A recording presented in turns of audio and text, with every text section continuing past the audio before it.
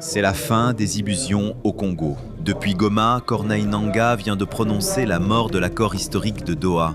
Il accuse le président Félix Tshisekedi d'avoir choisi la guerre totale. Le leader de l'AFC révèle des attaques massives et une trahison au plus haut niveau. Nous avons décrypté cette séquence explosive pour vous. Regardez la vérité en face. Nous vous saluons avec respect. En ce jour où le devoir patriotique nous oblige de défendre la vérité et pour porter la voix. Le 19 juillet 2025 à Doha, l'espoir a jailli. Sous la médiation fraternelle et respectée de l'État du Qatar, une déclaration de principe avait été signée entre le gouvernement de la République du Congo et l'Alliance Fleuve Congo AFC M23.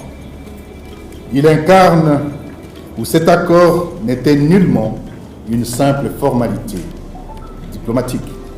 Il incarne plutôt la promesse d'un Congo réconcilié, d'un cessez-le-feu permanent respecté, d'une libération des prisonniers injustement arrêtés et d'un chemin clair vers une paix durable. Avec de profonds regrets, nous sommes obligés d'informer le peuple congolais et toute la communauté internationale de la violation généralisée du cessez-le-feu sur toutes les lignes de front par le régime tyrannique de Kinshasa, jetant ainsi définitivement en pâture le point 2 de la déclaration des principes signée à Doha le 19 juillet 2025. 1. De la violation du cessez-le-feu permanent, un crime contre la paix. Alors que le monde entier attendait de Kinshasa le respect du cessez-le-feu, ce régime a choisi la voie inverse. Les armes ont parlé là où Doha avait ordonné le silence. Les bombardements, les offensives, les attaques généralisées se sont multipliées sur tous les fronts. Depuis le 16 juillet 2025, les forces coalisées du régime tyrannique de Kinshasa, FARDC, FNDD, FDLR, Wazalendo et Imbonerakure, dirigées par M. Félix Tshisekedi, s'emploient à fouler aux pieds tous les efforts fournis par la communauté internationale et les États-Unis d'Amérique en vue de parvenir à une résolution pacifique et durable du conflit en cours en République démocratique du Congo. Les victimes ne sont pas les combattants, ce sont les femmes, les enfants et les vieillards, contraints à l'exode, terrorisés et sacrifiés au mépris d'un accord qui devait les protéger. Voilà la gravité. Un régime qui viole un cessez-le-feu permanent est un régime qui viole le droit à la vie elle-même. Point n'est besoin de rappeler que suite aux multiples revers subis par les FARDC et leur coalition génocidaire, c'est M. Tshisekedi lui-même qui a imploré les partenaires internationaux et les États-Unis. Il est allé s'agenouiller à Doha, en Amérique, pour leur demander d'initier et d'accompagner les partis afin de parvenir à la résolution politique de la présente crise.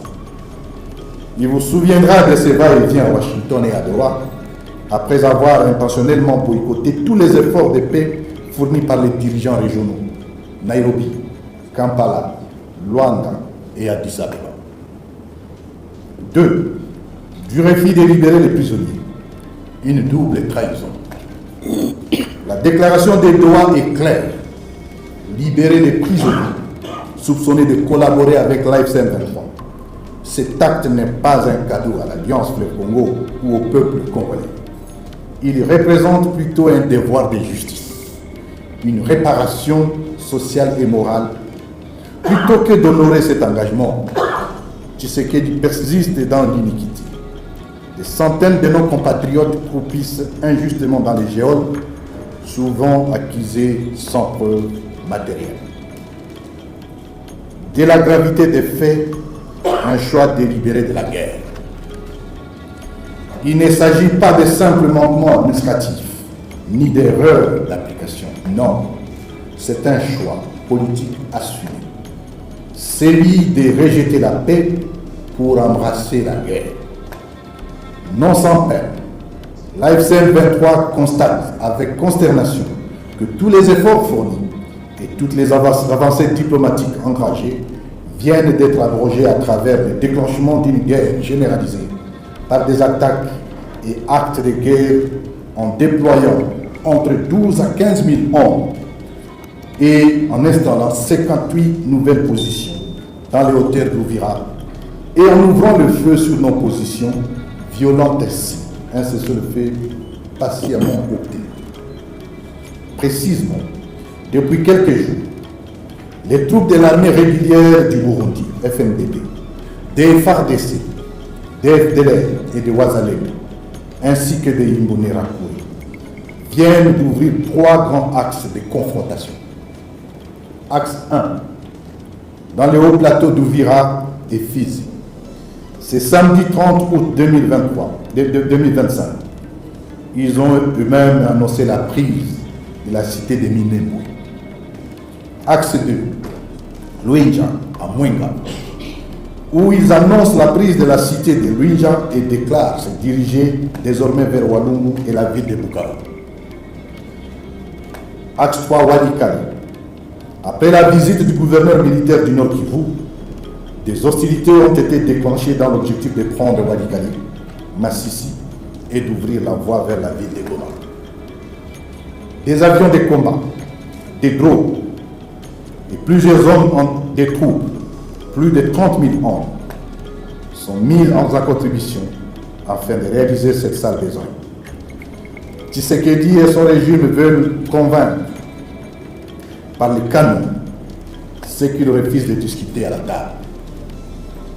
Ils espèrent noyer dans le sang les aspirations légitimes d'un peuple qui ne demande que de vivre libre, en sécurité et dans la dignité.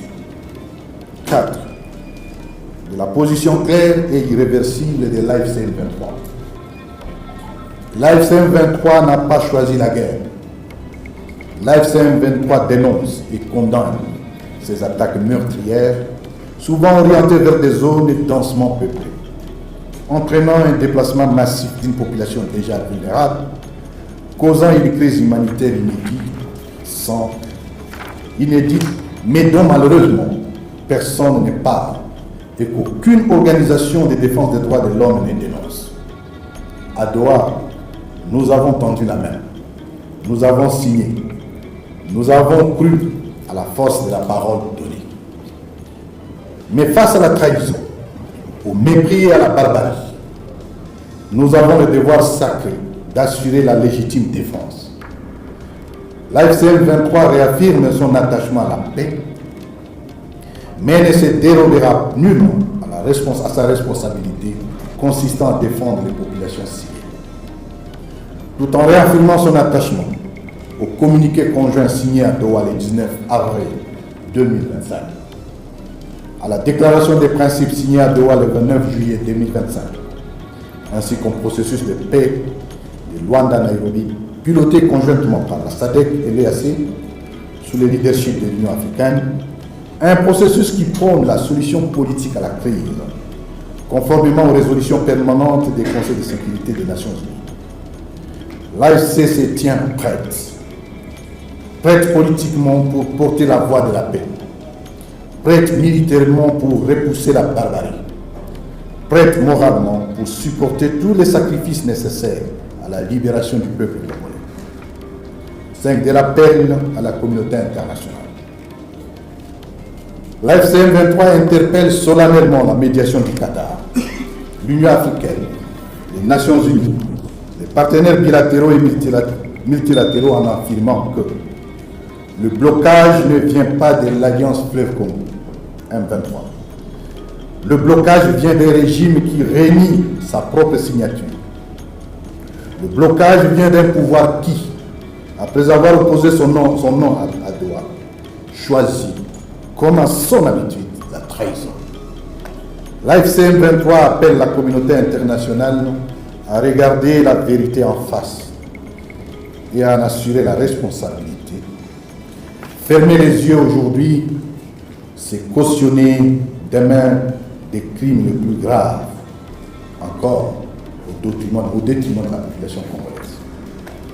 Voilà pourquoi l'AFC/M23 met en garde M. Tshisekedi contre toute nouvelle attaque irresponsable des troupes de sa coalition génocidaire et se réserve le droit de le mettre immédiatement hors d'état de nuire. Tenez-le pour dit, celle-ci recevra une réponse appropriée jusqu'à la neutralisation de la menace à la source. Mesdames et messieurs, permettez-moi de souligner en définitive qu'il y a dans l'histoire de peuple des moments où la vérité ne peut plus être étouffée. Aujourd'hui constitue l'un de ces moments dans l'histoire de la République démocratique. Congo, mon pays, notre pays. L'AFC/M23 réaffirme son attachement indéfectible au processus de Doha et déclare au monde: nous ne trahirons pas la paix. Mais nous ne laisserons pas non plus la folie d'un homme détruire l'avenir de tout un peuple. Notre combat est juste, notre cause est noble et notre détermination reste intacte. La paix ne sera pas sacrifiée sur l'autel du mépris, sur l'autel de l'orgueil, sur l'autel de l'arrogance, sur l'autel du mensonge. Elle triomphera parce que le peuple congolais la réclame et parce que nous avons juré de la défendre au prix du sacrifice suprême. Je vous remercie.